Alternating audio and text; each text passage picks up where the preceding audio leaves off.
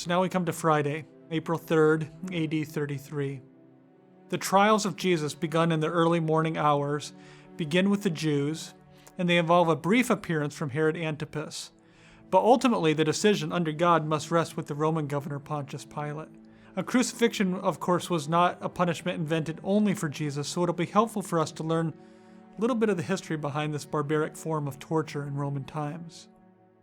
If the disciples then could have heard that we now refer to this as Good Friday, they undoubtedly would have been perplexed, perhaps even offended, due to the suffering, shame, and humiliation that Christ endured.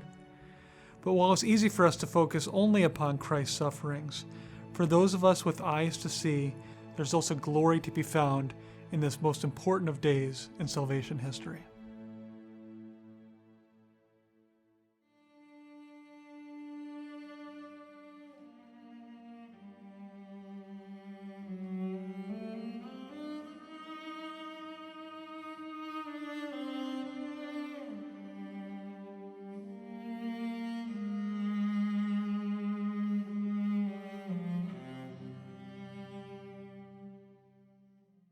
Well, now we're up to the first Good Friday, and actually the action begins just before dawn when the Sanhedrin has to convene one last time in order to endorse what they had decided the night before, that Jesus should die.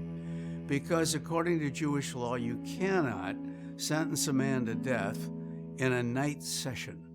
So this is why Luke carefully tells us that the Sanhedrin met on Friday morning, and they simply endorsed what they had done the night before at the Caiaphas hearing, and that is Jesus must die. They learned the process of crucifixion from, indeed, the Persians. They crucified some of their admirals after they lost the first naval battle to the Romans in the First Punic War in the 3rd century BC. And then used it in Rome only for extreme criminals. Those who were not Roman citizens could be crucified for serious crime. The whole idea is, look what this poor miscreant is suffering. Don't do what he did, or you're going to get hung up on the cross the same way. And therefore, it is a way of preventing further crime, they thought, in addition to giving the miscreant a very horrible way to die. When we look at the way the Gospels, the different Gospels, present Jesus' suffering at the cross, Matthew, Mark, and Luke tend to focus more on the humiliation that Jesus endured and on the physical pain that he endured. While John, probably writing last, presents the cross more as a station back to the glory that Jesus had before the world began.